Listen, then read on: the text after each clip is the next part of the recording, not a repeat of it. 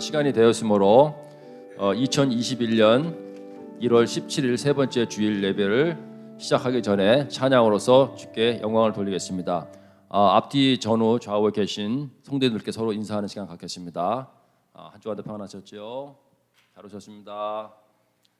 자, 그럼 제가 잠깐 기도하고 오늘 찬양을 시작하겠습니다. 사랑해 주님 감사합니다. 주님을 전심으로 찬양하고 경배로서 예배하기 전에 저희들의 몸과 마음을 다하여서 또 찬양 드리기를 원합니다. 찬양 중에 거하시는 주님, 곡조 있는 기도인데 주님께서 함께해 주셔서 은혜를 나려 주옵시고 깊은 정말 은혜를 받는 귀한 시간 될 수 있도록 인도하여 주시옵소서. 감사를 드리오며 모든 말씀을 주 예수 그리스도 이름 받들어 기도했습니다. 아멘. 오늘 같은 주님과 같이 첫 찬양입니다.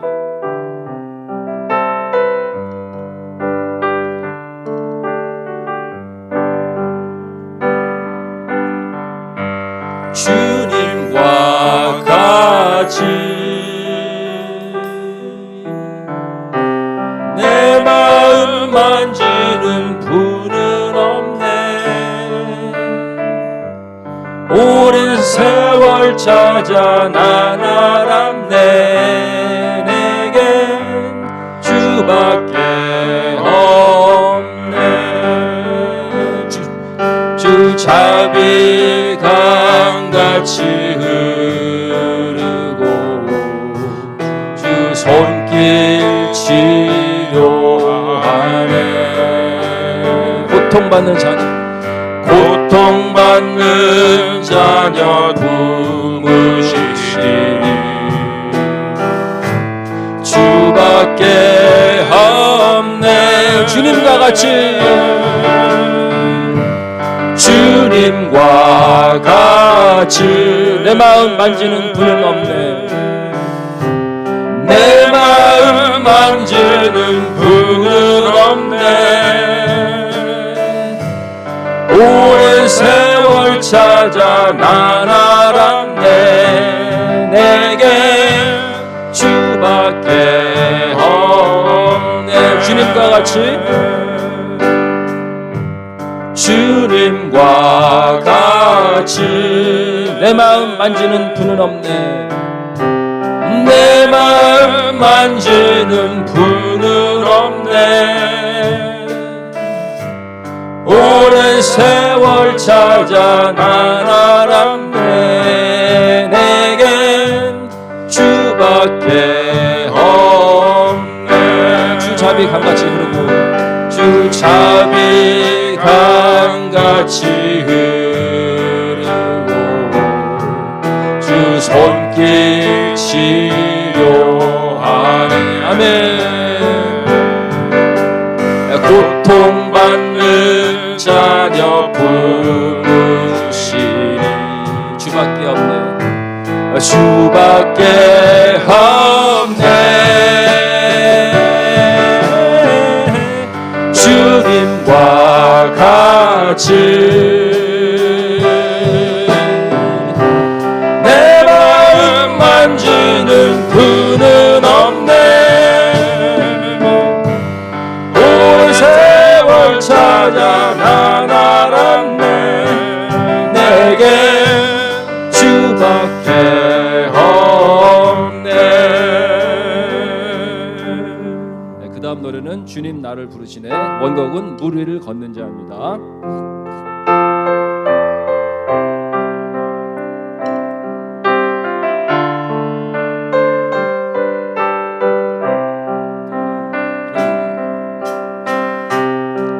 주님 나를 부르시니 두려움 없이 애써 나아가리라. 주님 나를 부르시니 주님 나를 부르시니 주님 내게 오라시니 주님 내게 오라시니 주님 보고 계시기에 의심치 않고 바다를 걸어가리라.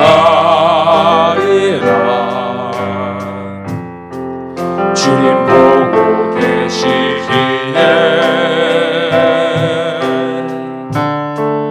주님 여기 계시기에 주님 여기 계시기에 이 깊은 바다가 반석이 되고 주님 여기 계시기에 반석 위를 내가 걸어가리라. 주님 여기 계시기에 적어진 바다가 반석이 되고 주님 여기 계시기에 주님 여기 계시기에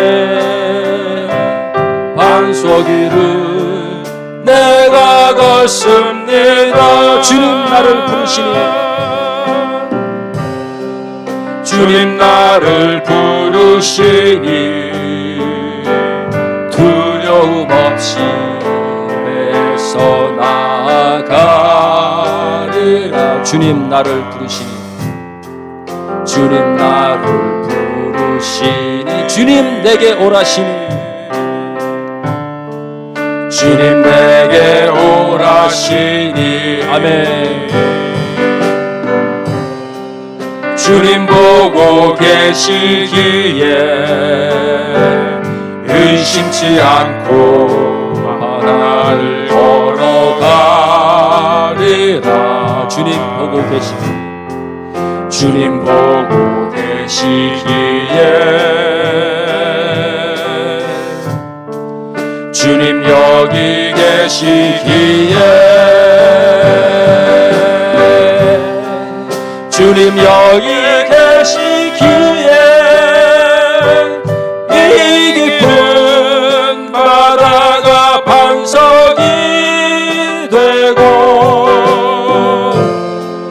주님 여기 계시기에 반석 위를 내가 걸어가리라.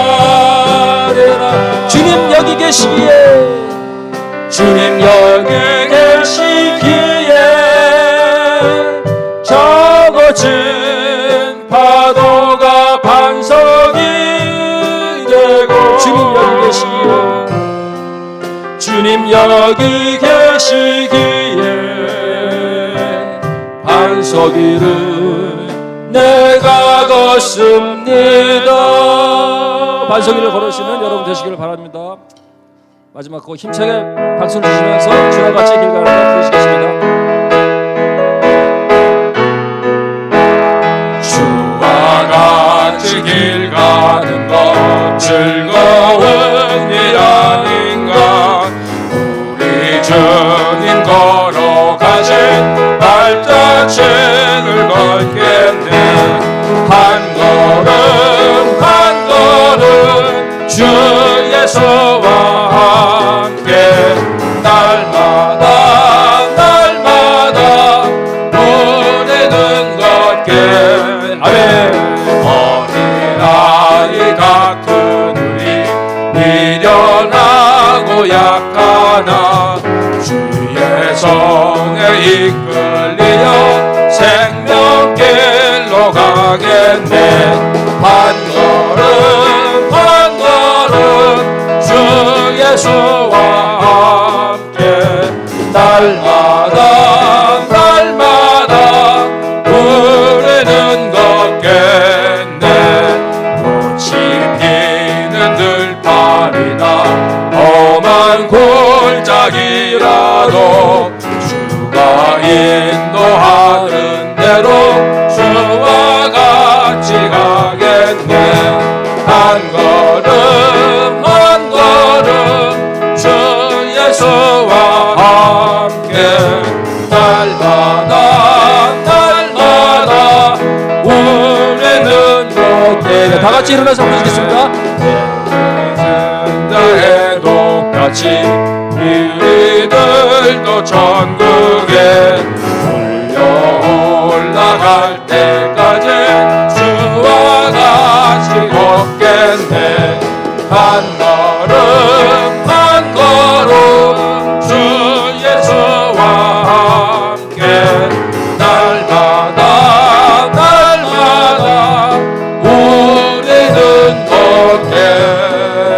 아멘. 오늘 다 함께 한 마음으로 오늘 드려질 예배를 위해서 또 목사님을 위해서 다 함께 기도드리는 시간 갖게 하십니다. 사랑과 은혜가 충만하신 하나님 아버지 감사합니다. 오늘 주일을 맞이해서 정말 진심으로 경배와 찬양을 올리기를 원합니다. 또 아버지 그런 마음으로 예배를 드리기를 원합니다님. 또 말씀을 통하여서 저희들의 심령이 깨어지고 아버지 통회하고 자복하는 마음 아버지 넘치게 하여 주옵시고 성령 충만함으로 복과 은혜를 받는 귀한 시간 될 수 있도록 인도하여 주시옵소서. 말씀을 전하시는 목사님에게 성령 충만함을 허락해 주셔서 담대한 말씀이 저희들에게 아버지여 전해지게 도와주시옵시고 말씀 선포를 인하여서 저희들의 삶이 변화받는 귀하고 복된 시간 될 수 있도록 좀 인도하여 주시옵소서. 예배 시험을 주님께 맡겨오니 모든 말씀을 그리스도 예수 이름 받들어 감사하며 기도 올리옵나이다. 아멘.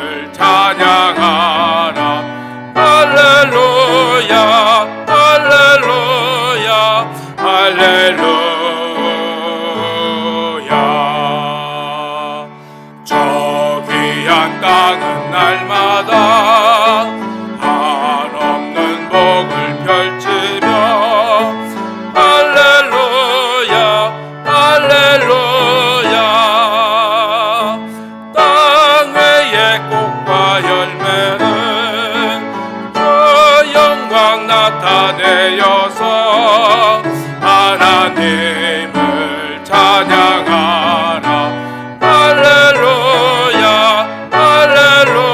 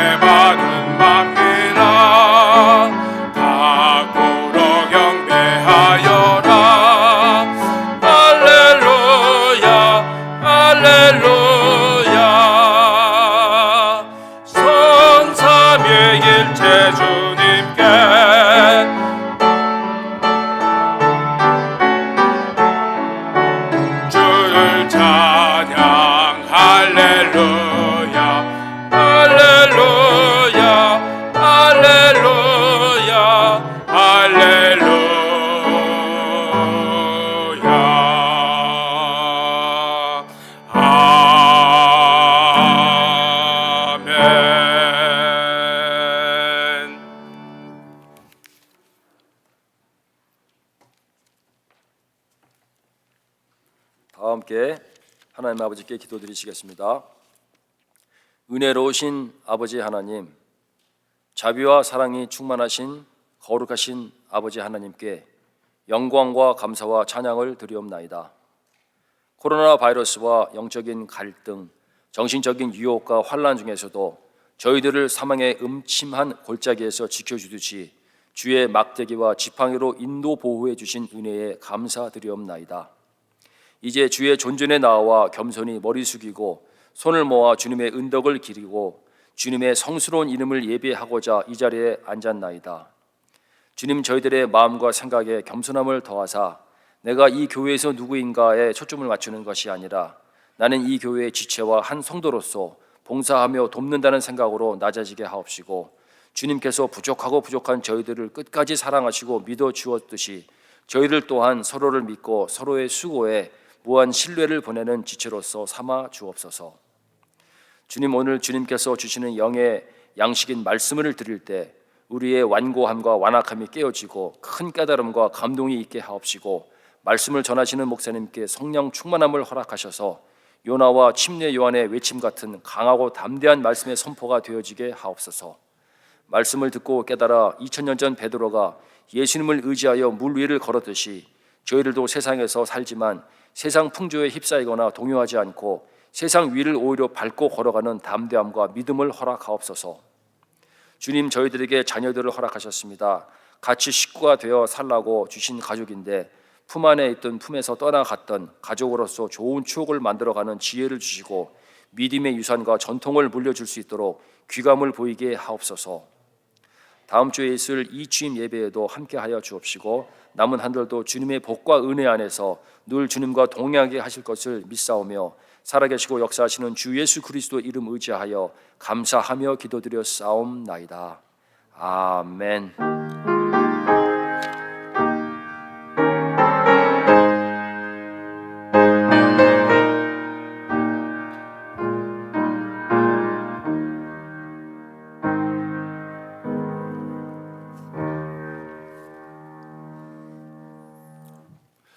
네, 반갑습니다. 우리 한번 옆에 보시면서 얼굴 보시면서 반갑습니다, 환영합니다, 한번 이렇게 고개라도 한번 인사해 보실까요? 네, 반갑습니다. 네, 여러분 옆에 계신 분, 또 가정에서 계신 분들 모두 주님의 이름으로 환영하고 사랑합니다.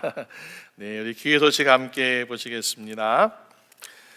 교회에서 보시면 여러분 2021년도 여러분 가정이 힘드신 분이 직장에서 또 신방 원하신 분들은 신방하려고 합니다. 여러분 말씀해 주시고 하시면 좋겠고요. 또 우리 새벽 예배 지난주에 특별 새벽 예배 여러분들 많은 참여 또 많은 도움이 있어가지고 은혜롭게 잘 마쳤습니다. 앞으로 계속 매일매일 함께 예배드리고 또 영상도 함께 하겠습니다. 지난번에 참 가정에서 여러분 영상 보시면서 기도 참여하시는 분이 꽤 많으시더라고요. 얼마나 감사가 되고 또 많은 힘이 되었는지 여러분 가정에서라도 깨어 항상 기도하면서 여러분 새해 가진 모든 기도 제목들 다 이루어지시고 응답되시기를 또 주님의 이름으로 축원합니다. 생명의 삶 교제 새벽 예배 그리고 2월달 시작된 우리 큐티 여성 큐티 모임에서 생명의 삶 2호로 신청하실 분들은 다음 주일까지 신청해 주시면 감사하겠습니다. 다음 주일 주일 예배 2부 예배 때 이 주임 예배 그리고 오후에 재직해 있습니다. 여러분 참고해 주시면 고맙겠습니다. 여러분 그 주부에 보시면 목회 단상을 제가 실었는데요. 제가 여러분을 한 분 한 분 만나서 이야기한 시간도 많으면 좋겠지만 상황이 그렇지 못하고 그래서 여러분들에게 전하고 싶은 말씀 또 앞으로 함께 기도하고자 하는 이야기들 목회 단상을 통해서 계속해서 여러분들에게 전하고자 합니다. 여러분 같이 읽어주시고 기도할 것은 기도해 주시고 격려와 또 기도해 주실 것은 함께 해주시면 좋겠습니다. 네, 감사합니다.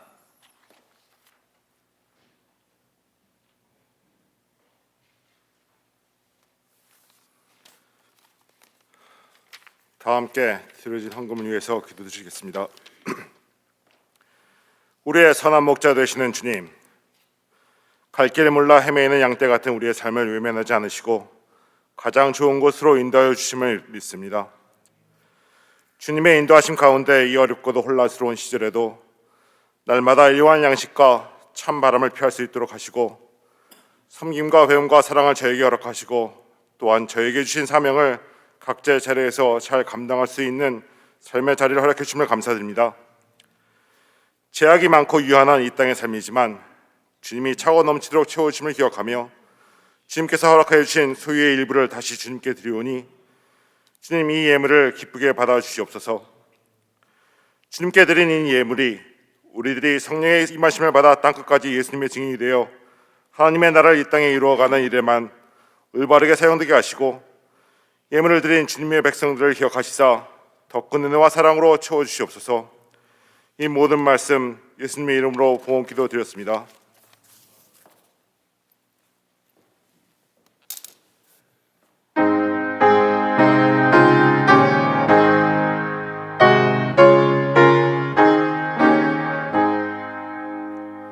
나가진 모든 것 다 주의 것이다. 이 받은 귀한 선물을 나 주께 바치네.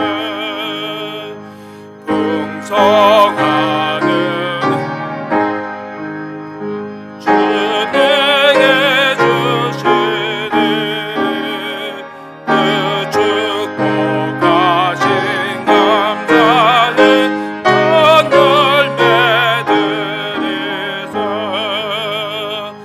나 비록 약하나 주 말씀 의지하네. 주님의 일만 위하여 늘 힘써 살리라.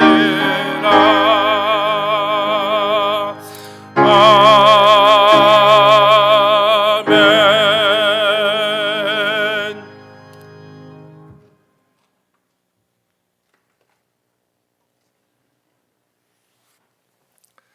우리 하나님 말씀 함께 읽겠습니다. 사도행전 1장 1절에서 8절까지 말씀, 우리 한 절씩 사도행전 8장 1절에서 11절까지 말씀 우리 한 절씩 교독하며 읽도록 하겠습니다.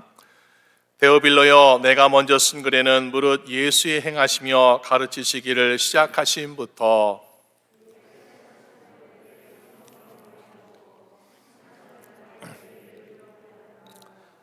해 받으신 후에 또한 저에게 확실한 많은 증거로 친히 사심을 나타내사 40일 동안 저에게 보이시며 하나님 나라의 일을 말씀하시니라.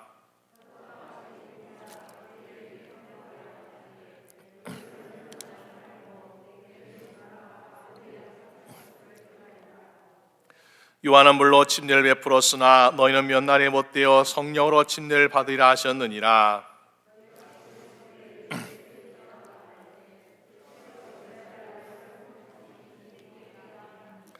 가라사대 때와 기한은 아버지께서 자기 권한에 두셨으니 너희 알 바 아니요.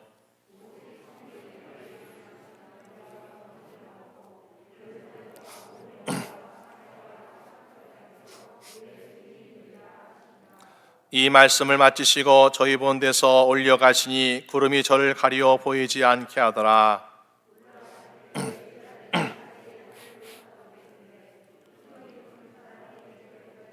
다 치겠습니다. 가로되 갈릴리 사람들아, 어찌하여 서서 하늘을 쳐다보느냐.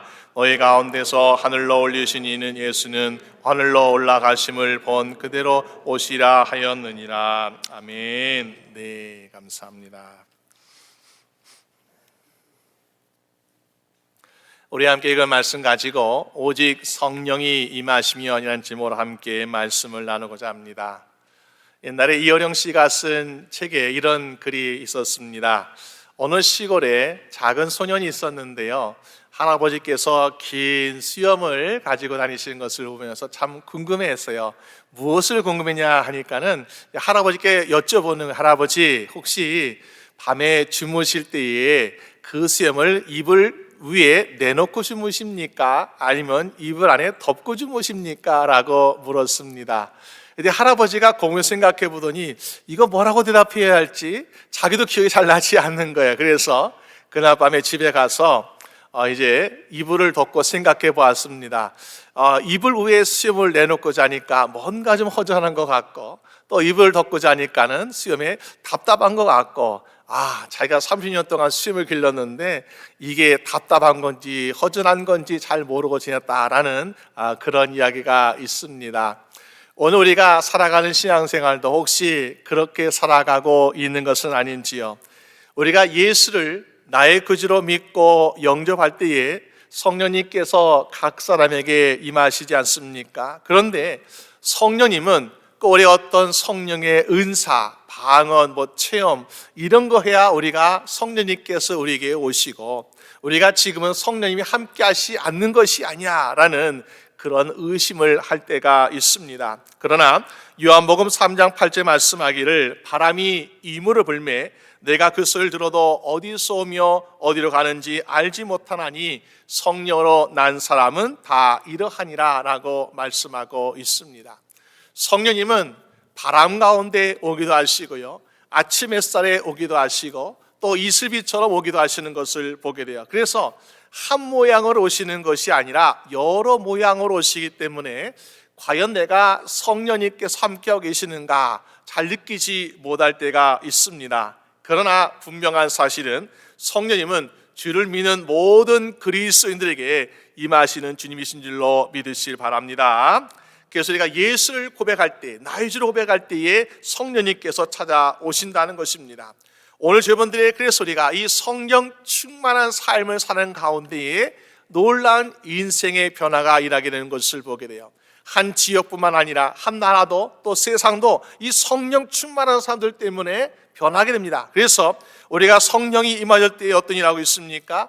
예수님의 제자들이 변화되었습니다. 성령 충만한 사람들이 있을 때에 그리스도를 핍박했던 로마가 그 로마가 국교가 바로 기독교 되는 놀라운 역사라는 것을 보게 됩니다. 지금도 성령 충만한 사람들이 복음을 들고 세상에 나가니까 세상에 믿는 자들의 수가 더해지면서 많은 사람들이 죽게 돌아오는 놀라운 역사가 일하고 있지 않습니까? 여러분, 오늘 저분들 우리가 오직 성령이 임하시면 그 성령 충만함으로 오늘 저 여러분들도 변화되는 저 여러분 되시기를 주님의 이름으로 축원합니다.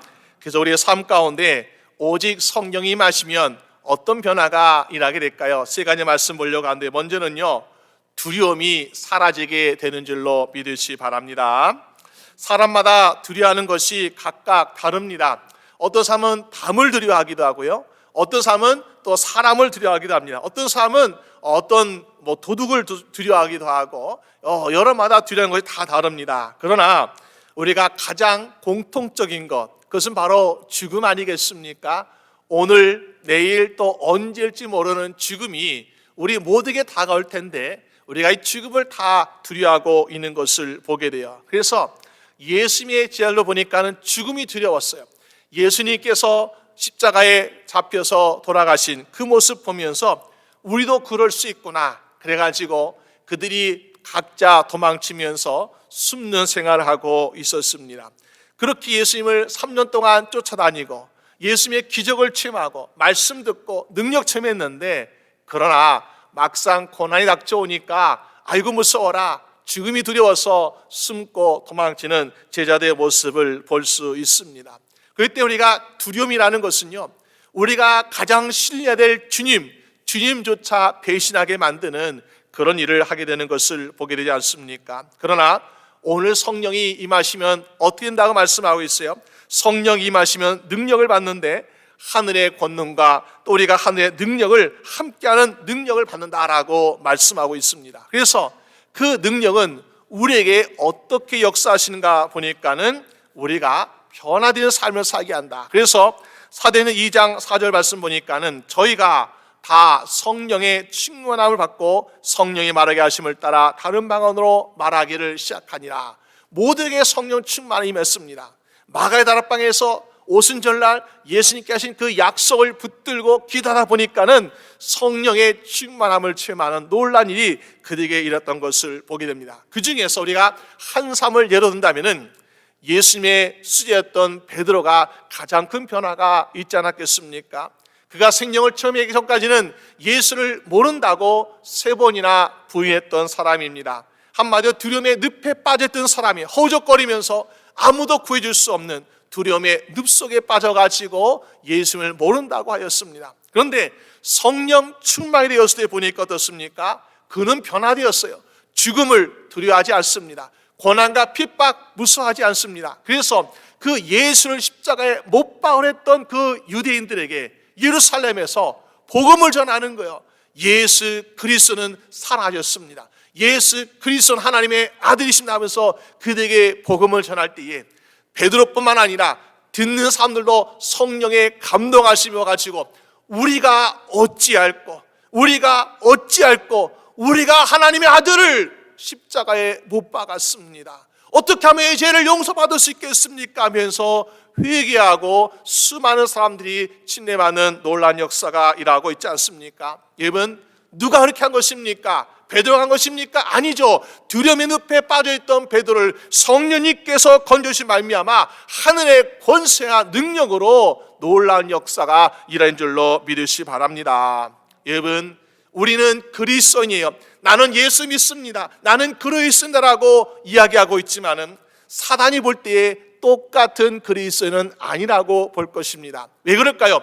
어떤 그리스도인은 나는 그리스도로서 경건의 모양도 갖추고 예배도 드리는 것 같고 헌금 생활하는 것 같고 기도 생활하는 것 같지만은 그 안에 성령님께서 함께 하시지 않거나 아니면은 성령 충만하지 않는 성도는 어떻습니까? 사내 볼 때 야 저거 별거 아니구나 하면서 쉽게 넘보는 것을 보게 됩니다. 그러나 똑같은 그리스도인을 보여도 우리가 성령 충만한 주의 성도는 사단이 쉽게 공격하지 못하는 담대한 인생을 살게 될 줄로 믿으시 바랍니다. 왜 그렇습니까? 이 사단이 쉽게 공격하지 못하는 것은 성령 충만한 성도는요 두려운 것이 없는 거예요. 사단은 보니까 우리의 약점을 가지고서 우리를 공격합니다. 근데 그 중에서 두려움을 가지고 우리가 공격하는데 성령 충만한 사람은 두려움이라는 약점이 없어요. 그러니까는 공격할 근거가 없는 것을 보게 됩니다. 그래서 오늘 여러분들이 성령 충만한 성도가 되어서 우리가 두려움 없는 성도가 되어서 사단이 쉽게 공격하지 못하는 여러분 되시기를 주님의 이름으로 축원합니다.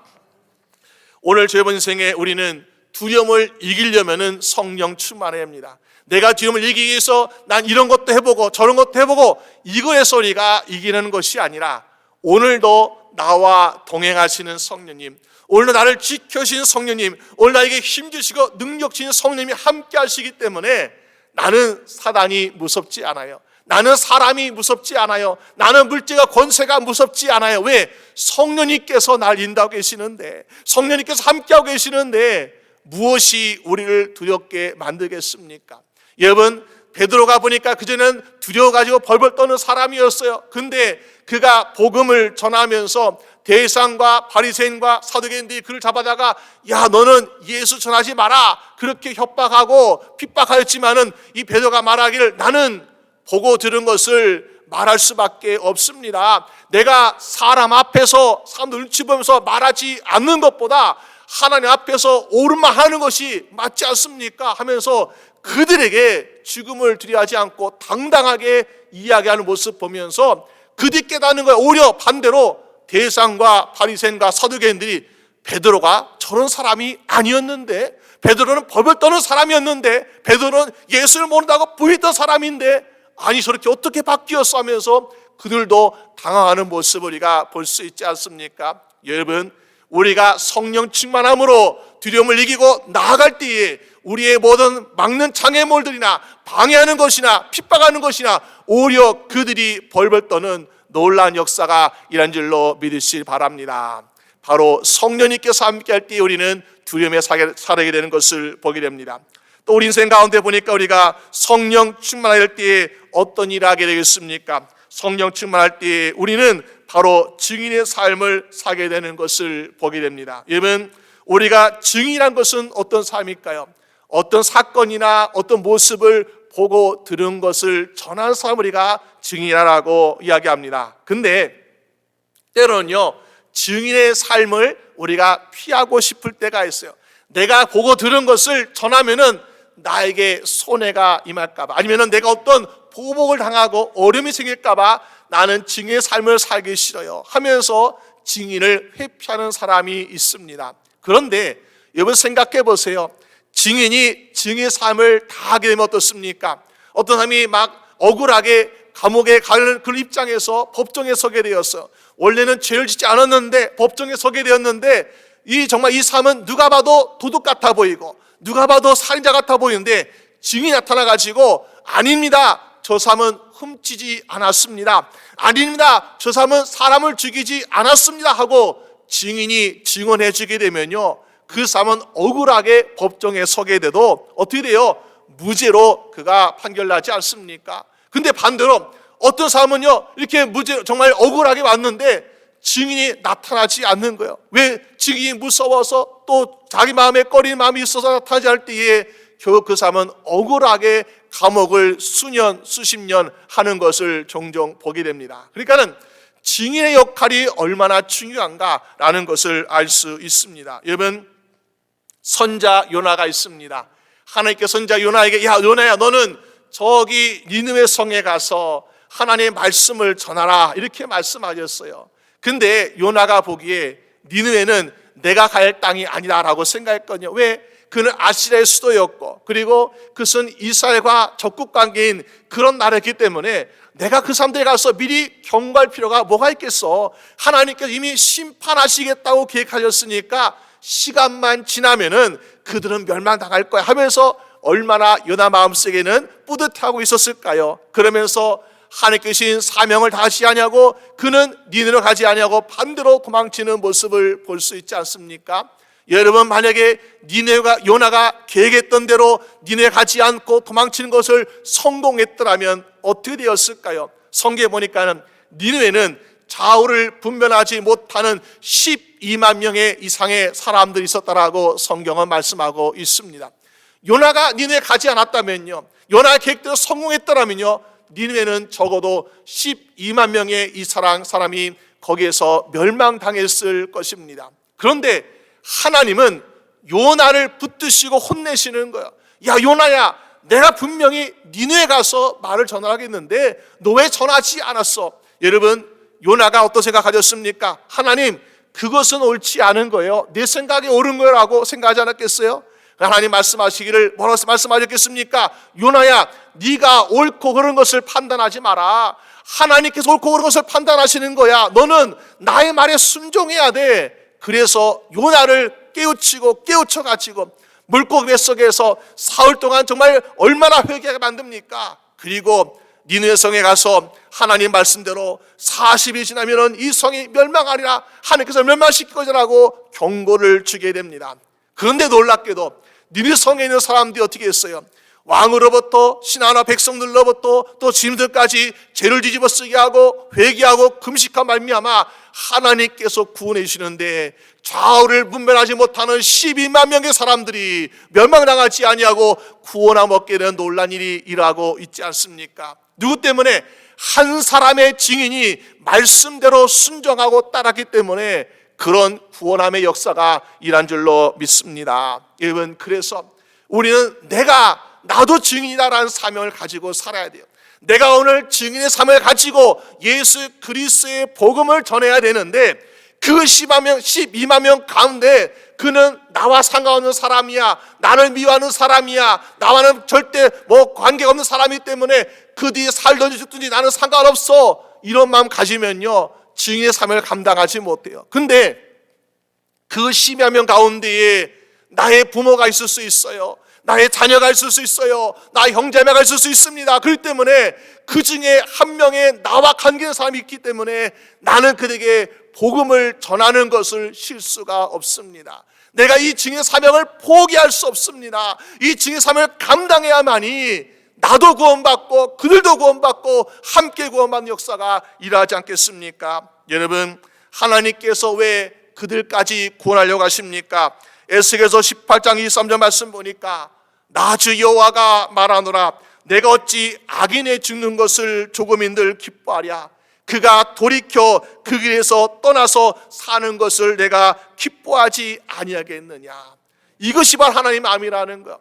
이 생의 악한 사람, 내가 보기에 저 사람은 멸망당할 사람이라고 생각하지만은 하나님은 그들도 나의 피조물이야. 그들 내가 사랑하는 사람들이야. 그들이 구원받길 원해. 그래서 하나님은 요나를 보내신 것처럼 오늘 저희분들을 우리의 가정에, 우리의 직장에, 우리의 사업에, 또 우리 지역사회에 보내셔가지고 하나님이 원하시는 영혼들을 주님께로 인도할 수 있는 여러분 되시기를 주님의 이름으로 축원합니다. 여러분, 세상은 악합니다. 죄인들이 많습니다. 그런데 하나님은 심판하지 않으셨습니다. 아마도 우리는 이 모든 죄악된 세상을 보면서 벌써 홍수의 심판이 이루어져야 되지 않았을까라는 생각도 해보게 됩니다. 그러나 베드로서 3장 9절 말씀 보니까 주의 약속은 어떤 이의 더디라고 생각하는 것 같이 더딘 것이 아니라 오직 너희를 대하여 오래 참으사 아무도 멸망치 않고 다 회개하기에 이르기를 원하시라고 말씀하고 있습니다. 주님은 모든 사람들 가운데 주님께서 구원하시고자 하고 또 그 심령에 회개하고자 하는 자를 구원하시기 위해서 지금도 참고 기다리시는 하나님이신 줄로 믿으시길 바랍니다. 그 때문에 기다리신다는 거예요. 우리가 아직 죄악 가운데 살고 있고 이 세상이 정말 심판받아 마땅한 세상이지만은 하나님은 참고 기다리고 계신다. 여러분, 그렇기 때문에 오늘 우리에게는 무엇이 있습니까? 아직 용서받을 기회가 있습니다.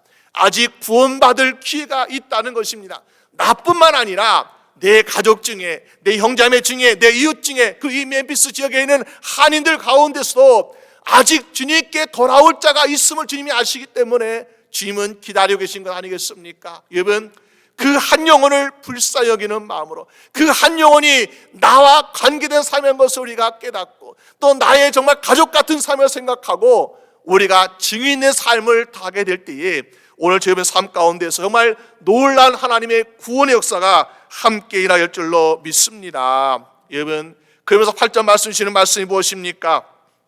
오직 성령이 너에게 임하시면 너희가 권능을 받고 예루살렘과 온 유대와 사마리아 땅까지 이뤄 내 증인이 되라 말씀하셨어요.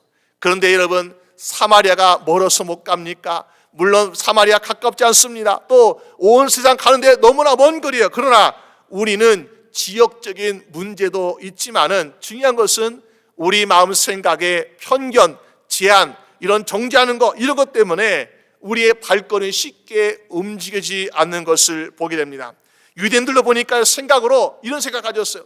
우린 축복받은 백성이야. 우린 구원받을 백성이야. 그래서 우리를 위해서 예수 그리스도를 보낸 것이 아니야. 그러면서 예루살렘 지역에서, 예루살렘 교회에서만 복음을 전하고 집중하고 있던 것을 보게 됩니다. 그러나 복음은요, 예루살렘뿐만 아니라 어디 가라고요? 사마리아도 가래요. 어디 가라고요? 온 세상 가래요. 왜? 모든 이방인이 구원받기 때문에 주님 우리에게 모든 세상에 나가서 복음을 전하라 라고 말씀하고 계시는 거예요. 근데 우리의 생각은 아니야, 우리 먼저 구원받아야 돼, 우리만 본받아야 하면서 여기에 머물러 있는 유대인들을 볼 수 있습니다. 여러분, 이방인 중에서 처음 회심했던 사람이라고 본다면은 로마 군대의 백부장이었던 고넬료라는 사람이 있습니다. 이 사람은 아주 경건하고 의로운 사람이래요. 칭찬받았습니다. 유대인들도 인정하는 사람이에요. 그는 참 하나님을 잘 믿고 경건하고 참 신실한 사람이다. 그런데 그 사람은 예수 그리스도를 믿는다 해도 구원받지 못할 거야 라는 생각 갖지 않았을까요? 여러분, 우리가 이방이라고 해서 구원받지 못한다면은 우리가 그에게 전할 필요가 없습니다. 근데 이방인도 유대인도 구분 없이 주님은 누구든지 예수를 믿기를 원하시기 때문에 오늘 저분들은 이 증인의 사명을 감당해야 할 줄로 믿습니다. 왜 그렇습니까? 우리가 전한 사명이 있는데 우리는 입술로 전해요. 우리 행동으로 전해요. 근데 그 사람 믿는 것이 내가 전한 말이 대단해서 그 사람이 감동돼가지고 믿습니까? 내가 행동이 감동돼서 믿습니까? 어떤 때는 내가 하는 말이 잘 돼가지고 그 사람이 움직여가지고 올 때도 있어요. 또 내가 행동을 보면서 야, 믿는 사람은 역시 다르구나 하면서 칭찬하면서 올 때가 있어요. 그러나 중요한 것은 그 심령에 성령님께서 역사하지 않으면은 믿는 자의 구원이 일어나지 않는다는 것입니다. 고린도전서 12장 3절 말씀 보니까는 성령으로 아니하고는 누구든지 예수를 주시라 할 수 없느라고 말씀하고 있습니다. 성령님께서 도우셔야 된다는 거예요. 내가 아무리 이야기를 잘해도, 내가 아무리 선한 행실을 하여도 성령님께서 그 심령에 역사하실 때에 예수를 나의 주로 고백하고 믿는 역사가 일할 줄로 믿으시길 바랍니다. 그러니까는 우리 어떻게 해요? 우린 단지 전하는 사명만 하면 돼요. 전하는 사명. 내가 주님께서 전하겠으니까 나는 예수 그리스도의 복음을 전하겠습니다. 나는 착한 행실로 또 사랑을 베푸며 전하겠습니다. 전할 때에 성령님께서 어떤 굳은 심령이라 할지라도, 어떤 강팍한 심령이라 할지라도 변화시켜서 주님께 돌아오는 놀라운 역사가 일하신 줄로 믿으시기 바랍니다. 여러분, 또 우리가 복음 전할 때요, 우리의 능력이 부족하다고 미리 포기한 사람도 있어요. 나는 능력도 부족하고 할 줄도 몰라요 라고 하는 사람도 있습니다. 그러나 여러분, 우리 마음에 성령님께서 도우시면 어떻습니까? 두려움도 없어야 되잖아요. 그러니까는 사람이 무서워서 말을 못하는 사람들도 있잖아요. 근데 성령님께 함께 하시면 얼마나 말을 잘하는지. 여러분, 베드로가 그들 앞에서 이야기할 때 그러지 않았습니까? 얼마나 그가 어부로서 말도 잘 못하고 그런 사람인데 그렇게 말을 잘하니까요, 정말 베드로가 맞을까 하면서 놀랄 정도로 성령 충만하니까 그렇게 말을 얼마나 잘합니까? 그만큼 우리가 성령 충만하게 되면은 우리의 부족한 능력도 은사도 모든 거 다 채워지기 때문에 담대하게 복음 전할 수 있는 저 여러분 될 줄로 믿습니다. 여러분, 그래서 우리가 예수님의 증인되는 것을 주저하거나 걱정하거나 근심하지 마시고, 우리 편견을 없애서, 우리 주님께서 유대인도 전하라 하셨다, 또 이방인도 전하셨다, 세상 모든 사람들에게 전하라고 하셨다. 그렇기 때문에 나는 증인되기를 순종합니다. 내가 주님의 말씀대로 증인될게요. 순종할게요. 내가 보고 들은 것을 그대로 전하겠습니다. 내가 체험한 것을 전하겠습니다. 내가 아는 것을 전하겠습니다. 내가 느끼고 이 기뻐와 감사를 전하겠습니다. 그래서 우리가 한 영혼 한 영혼 주님께 인도할 수 있는 여러분 되시기를 주님의 이름으로 축원합니다. 여러분, 성령 충만할 때에 날마다 예수 그리스도를 전하는 증인의 삶을 살 수 있지 않겠습니까? 우리의 힘으로 데려올 수 있을까요? 우리의 힘으로 구원할 수 있을까요? 그럴 수 없다는, 그러니까는 성령 충만함으로 여러분 무장되셔서 많은 사람을 주께로 인도하는 여러분 되시기를 주님의 이름으로 축원합니다. 또 마지막, 우리가 성령이 임하시게 되면요, 새로운 소망을 가지게 될 줄로 믿습니다. 여러분, 예수님은 우리에게 성령을 보내시겠다고 약속하셨고, 그 말씀도 성령이 임하시면은 예수 그리스도의 증인으로 살라고 명령하셨어요. 근데 어느 날 예수님께서 호련히 구름 타고 하늘로 올라가십니다. 그때 보니까 9절 말씀 보니까 구름이 저를 가리어 보이지 않게 되더라라고 말씀하고 있습니다. 예수님과의 마지막 작별 시간 같아요, 제자들에게 있어서. 그때에 제자들은 구름 타고 올라가신 하나님을, 예수님을 바라보면서 계속해서 구름을 쳐다보고 있습니다. 그래서 9절 말씀 보니까 구름이 저를 가리어 보이지 않을 때까지 계속 쳐다보고 있었고, 또 보니까 12절 말씀 보니까 하늘을 계속해서 쳐다보고 있는 제자들의 모습을 발견할 수 있습니다. 여러분, 그런데 여러분, 이것을 바라본다고 해서 우리가 예수님이 다시 오겠습니까? 그들 아마 이렇게 생각했을 것 같아요.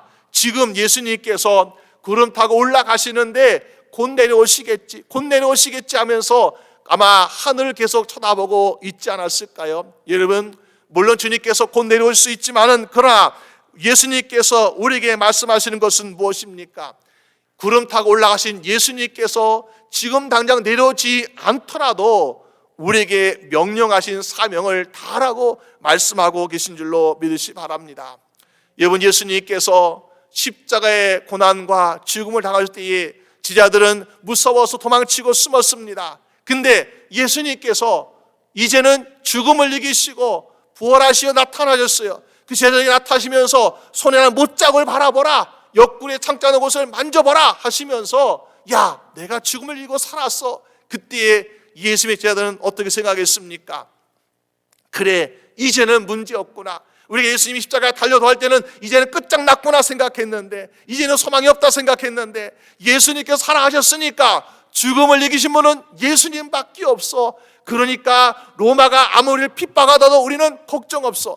헤롯이 우리를 아무리 핍박해도 우리는 괜찮아하면서 얼마나 그들 마음에 든든했겠습니까? 그러면서 이들이 예수님께 묻기를, 6절 말씀 보니까 뭐요? 주께서 이스라엘 나라를 회복하심이 이때니까. 무슨 말입니까? 이제 주의 나라가 시작될 것입니다. 우리도 주님에서 싸우겠습니다 하면서 아마 단단한 결의와 각오를 가지면서 예수님께 우리 한번 주님의 나라를 펼쳐봅시다 하면서 생각하고 있지 않겠습니까? 그런데 주님 하신 말씀은 무엇입니까? 7절 말씀 보니까 아버지께서 자기의 권한에 그때와 결정했으니까 너희가 알 바가 아니다. 너희는 주님의 나라가 언제 이루어지냐, 이거 지금 너희가 따질 때가 아니야. 이거 가지고 너희 목표를 두는 것이 아니라 너희는 주님의 나라가 임하기 전까지 무엇을 어떻게 할 것인가 거기에 집중하라고 말씀하고 있습니다. 그것이 바로 증기된 삶이에요. 또 증기된 삶을 살면서 뭐라고 말씀하고 있습니까? 주님께서 올라가신 그대로 다시 오실 것을 믿는 약속을 가지고 살라라고 말씀하고 있습니다. 여러분, 구름이 하늘을 가렸습니다. 그들이 예수님께 다시 올라가신 것처럼 다시 내려오실 것을 하늘 바라보고 있는데 구름이 가렸어요. 그러니까 절망하지 않겠습니까? 예수님 보이지 않는구나, 예수님 영영 가셨구나, 얼마나 실망되었겠습니까? 때때 우리가 신앙생활 때에 어떤 고난이나 문제를 놓고서 기도하면서 하나님 우리를 도와주세요, 우리 정말 함께 해주세요 라고 기도하는데 어떤 음성도 들리지 않아요. 말씀도 없어요. 또 어떤 도움의 손길도 보이지 않습니다. 하나님께서 막 침묵하신 것 같을 때에 정말 하나님은 살아계실까 라는 그런 두려움과 걱정이 우리 앞을 가로막을 때가 있습니다. 그럴 때에 여러분, 우리는 말씀을 다시 한번 들여다보시기 바랍니다. 오늘 그런 제자들에게 어떤 소망을 주고 계십니까? 11절 말씀 보니까 너희 가운데서 하늘로 오신 이 예수는 하늘로 가심을 본 그대로 오시리라. 너희가 지금 하늘을 보면서 안 오시네 하면서 절망하고 있지만은 예수님은 바로 오시라고 말씀하고 있지 않습니까? 여러분, 우리가 그 약속을 붙들고 소망을 가지고 살아가는 여러분 되시기를 주님의 이름으로 축원합니다. 예수님께서 부활 승천하신 지 2000년이라는 시간이 지났습니다. 하루 이틀도 아니고요, 몇 년 몇십 년도 아니고요, 2000년 시간이 지났어요.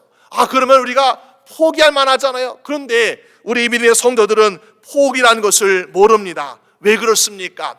주의 말씀은 변하지 않기 때문에, 주의 약속은 반드시 이루어질 것이기 때문에 우리는 절대로 포기할 수 없는 믿음인 줄로 믿으시 바랍니다. 우리 그 말씀 붙들고 살아가는 거야. 왜? 세상은 유효기간이 있습니다. 세상은 변합니다. 그러나 주의 말씀과 약속은 변하지 않고 반드시 이루어질 것이기 때문에 우리 그 말씀 붙들고 앞으로 우리가 과거에 2000년 있었지만 또 앞으로 얼마의 시간이 걸쳐도 반드시 오실 것이기 때문에 우린 그 약속 붙들고 살아가는 주의 성도 되시기를 주님의 이름으로 축원합니다. 여러분, 초대교회 성도들 지금 우리보다 얼마나 많은 핍박이 있었습니까? 얼마나 고난이 있었습니까? 그런데 그들이 그 고난 가운데서 기뻐하며 감사하며 그들이 채찍을 맞고 감옥에 갇히고 때로는 심지어 원형 경기장에 가서 로마 사자의 밥이 되고 짐승의 밥이 되고 그랬음을 불구하고 그들은 포기하지 않고 지금까지 예수님을 기다리는 모습을 보여주지 않았습니까? 어떻게 그럴 수 있습니까? 그들은 폭풍이나 번개 치는 것을 보면서 주여 이제 오십니까? 밤하늘의 벌을 보면서 주여 이제 오십니까? 그러면서 저들이 서로 만날 때마다 마라나타 주께서 곧 오신다라는 이 소망을 가지고 살았기 때문에 인내하고 승리하는 삶을 살고 있지 않았습니까? 초대교회에 주님을 기다리는 성도들은 사도행전 2장 46절 40절 말씀 보니까는 날마다 마음을 같이하여 성전에 모이기를 힘쓰고 집에서 떡을 떼며 기쁨과 순전한 마음으로 음식을 먹고 하나님을 찬미하며 또 온 백성의 칭송을 받으니 주께서 구원받는 사람을 날마다 더하게 하시라고 말씀하고 있습니다. 감옥에 가두고 핍박을 하면은 줄어야 되는데, 무서워서 도망치고 숨어야 되는데, 보니까 오히려 믿는 사람이 더 늘어나는 거예요. 왜 그렇습니까? 성령 충만해서 죽음이 두렵지 않기 때문에, 성령 충만해서 복음을 계속해서 전하고 있으니까는 늘어날 수밖에 없는 거 아니겠습니까? 오늘 우리 삶 가운데 우리가 알지 못하는, 또 깨닫지 못하는 여러 가지 힘든 상황이 있어요. 또 핍박도 있고 여러 가지 고난도 있습니다. 그러나 주의 성령 충만한 사람들이 많을 때에 우리는 줄어드는 것이 아니라 더 왕성해지고 우리는 집체되는 것이 아니라 더 활발해져 가지고 주님이 기뻐하시는 나라와 교회가 될 줄로 믿습니다. 여러분, 그래서 우리는 성령 충만한 삶을 살아야 돼요. 오늘도 보니까 예수님을 기다리는 많은 사람들 가운데 기다리고 있는 사람이 있는가 하면 기다리지 못하고 포기한 사람도 있습니다. 근데 오늘 보니까 성령 충만한 사람은 주님이 오실 때까지 끝까지 기다릴 수 있어요. 왜? 주님께서 다시 오신다 하신 약속을 성경에서 320번이나 말씀해 주고 있습니다. 오히려 그 말씀 중에 하나인 바로 예수님은 하늘로 올라가신 그대로 오시라고 말씀하고 있습니다. 이 말씀이 나의 말씀으로 받아들여지고 이 말씀이 나의 말씀으로 믿기 때문에 오늘 보니까 성령 충만한 사람들은 어린아이나 젊은이나 연신 노인들도 보니까는 주님의 다시 오심을 기다리는 꿈과 비전을 가지고 함께 기다리고 있는 것 아니겠습니까? 여러분, 성령의 힘은 불가능한 것을 가능하게 만든 줄로 믿으시 바랍니다. 두려움에서 우리 두려움의 공포를 몰아내고 담대하게 만드신 줄로 믿으시 바랍니다. 성령님의 도우신 가운데 우리는 우리 믿음 없음이 어떻게 됩니까? 강하고 확신한 담대한 믿음 되어가지고 나뿐만 아니라 내 주변에 있는 사람들에게 복음을 전할 수 있는 그러한 증인의 삶을 살게 하고 있지 않습니까? 오늘 예배드린 저 여러분들도 우리가 성령 충만하여서 두려움 없이 담대하게 날마다 복음을 전하시고 또 주님의 다시 오심을 소망을 가지고 살아가는 저 여러분 되시기를 주님의 이름으로 축원합니다. 우리 함께 기도드리겠습니다.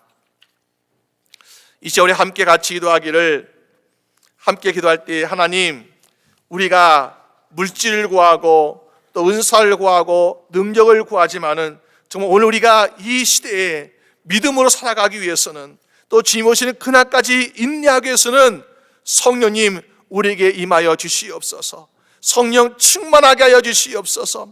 그리고 정말 이 지역사회 또 우리 형제자매 이웃 내 가족 중에 믿지 않는 영혼들, 그 영혼들 주님 구원할 수 있도록 아버지 성령 충만한 역사가 일어나게 하여 주시옵소서. 우리 함께 다 같이 기도드리겠습니다. 아버지 하나님 주여 도와주시옵소서. 아버지 10년간의 주님 함께 하시고 인도하셔서 주여 아버지 우리의 믿음 가운데 아버지 힘으로 우리 뜻대로 우리의 능력을 하지 않게 하여 주시옵시고 아버지 오직 성령이 임하여 주신 말미암아 성령님의 도우신 가운데 인도하신 가운데 성령이신 능력 가운데서 감당할 수 있게 하여 주시길 원합니다. 주님의 놀라운 능력 가운데 승리하게 하여 주시옵소서.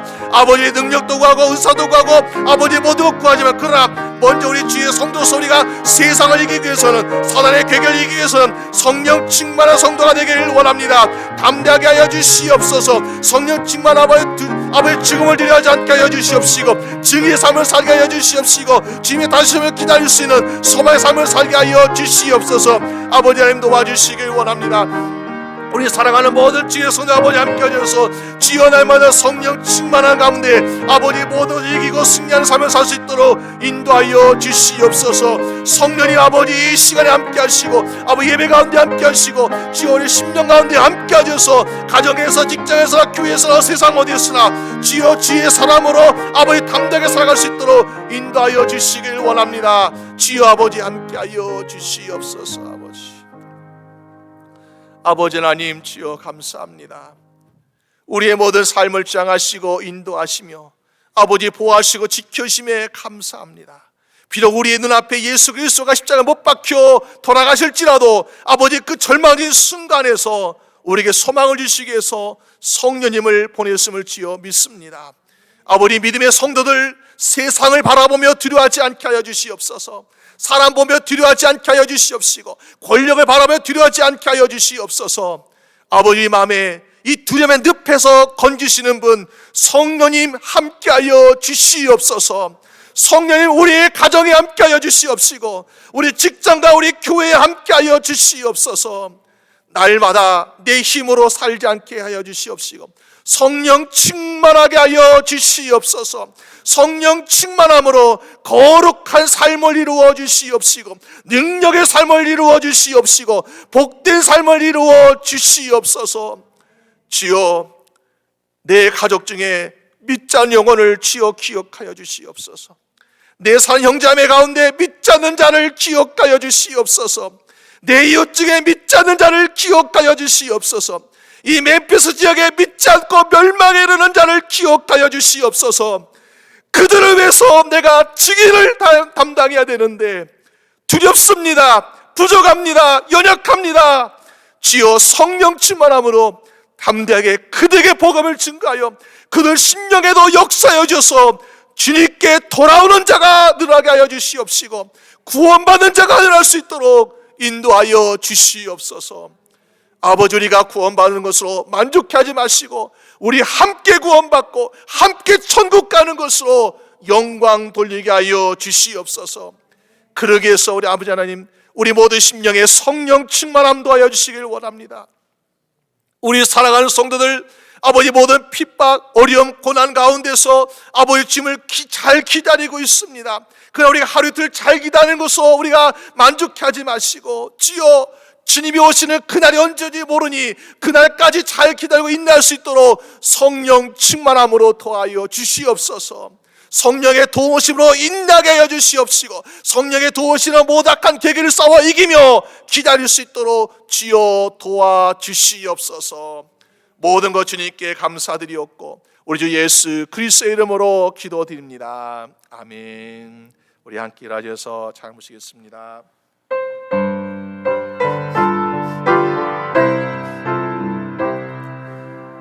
사랑하는 나의 아버지, 이름 높여드립니다. 주의 나라 찬양 속에 임하시니 능력에 주께 찬송하네. 전능하신 하나님 찬양 언제나 동일하신 주 전능하신 하나님 찬양 영원히 다스리네. 기도하겠습니다. 하나님 아버지 감사합니다. 오늘 예배 가운데 하나님 함께하여 주심에 감사드립니다. 하나님 이 시간에 은혜 주심에 감사드립니다. 하나님 이 시간에 성령님 충만하게 하여 주심에 감사드립니다. 오늘 받은 이 은혜와 이 기쁨과 성령 충만함으로 하루하루 살아가게 하시고 힘있게 능력있게 소망있게 살아갈 수 있도록 붙잡아 주시옵소서. 이제 우리 주 예수 그리스도의 은혜와 아버지 하나님의 사랑하심과 성령님의 인도하심이 오늘 주님 앞에 나와 예배드리며 가정에서 예배드리는 우리 모든 사랑하는 성도들과 우리 모든 가정과 또 직장과 사업과 우리 교회와 선교지휘에 지금부터 영원히 함께 하시기를 간절히 축원하옵나이다. 아멘.